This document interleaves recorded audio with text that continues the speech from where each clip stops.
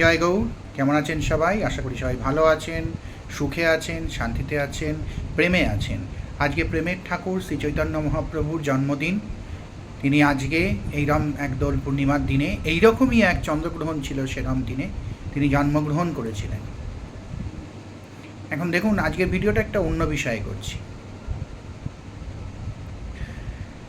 অনেকে বলছে এই গ্রহণের মধ্যে, মানে গ্রহণের আগেও, গ্রহণের মধ্যে না, গ্রহণের আগেও আজকে নাকি রং খেলা যাবে না। দোল পূর্ণিমায় যে রং আমরা যে খেলি, সেই খেলা নাকি করা যাবে না। কি একটা সুতোকাল না সূচিকাল, কি একটা কাল যেন 9 ঘন্টা। তাদেরকে আমি বলছি, পারলে এই ভিডিও এসে বৈদিক কোনো প্রমাণ দিয়ে যান এই কথাটার। বৈদিক মানে বেদ থেকে তুলে প্রমাণ দিয়ে যান যে গ্রহণের মধ্যে 9 ঘন্টা ধরে খারাপ সময় চলে, তার আগের। এরা কারা? কি পড়াশোনা করেছে এরা? কি জানে? কিছুই বুঝতে পারি না। যা মনে হয় তাই রটিয়ে দেয়। গ্রহণের আগে 9 ঘন্টা ধরে খারাপ সময়, সে সময় নাকি রং খেলা যাবে না। দেখুন, গ্রহণের 1 মিনিট আগে অবধিও যে কোনো শুভ কাজ করা যাবে। গ্রহণের মধ্যে কি কি করা যাবে না?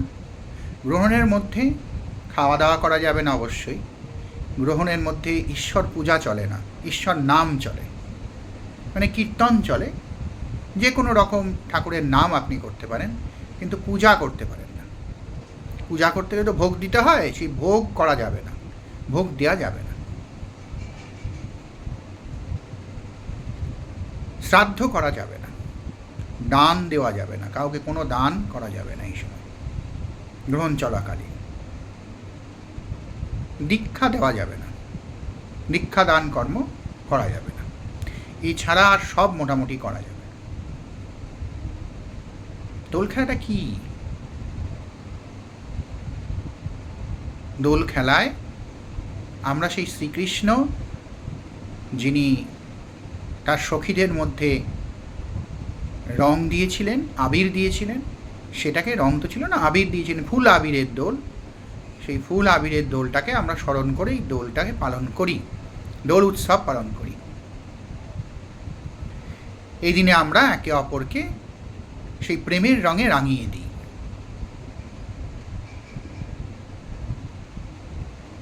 এটি গ্রহণের সময়ও করা যাবে, যদিও গ্রহণের যে সময় গ্রহণটা লাগছে সেই সময় রং খেলা জেনারেলি একমাত্র বৃন্দাবন ছাড়া কোথাও হচ্ছে না। বৃন্দাবনে তো 7 দিন ধরে চলবে,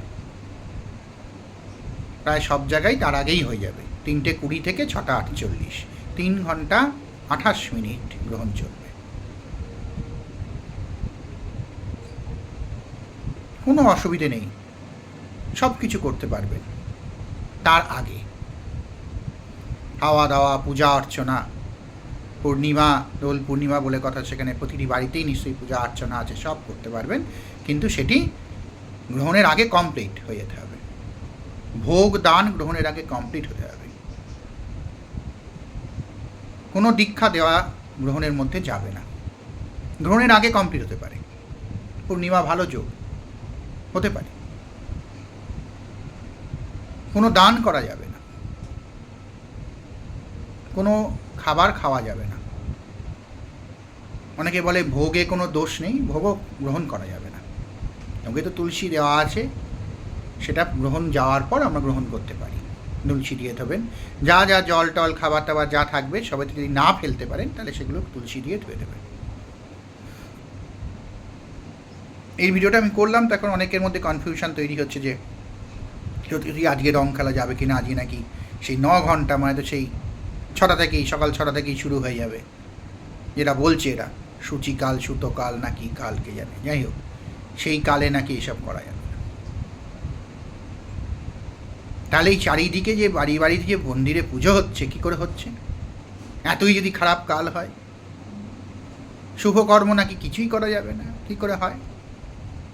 কোথায় লেখা আছে? প্রামাণ্য প্রমাণ কি আছে?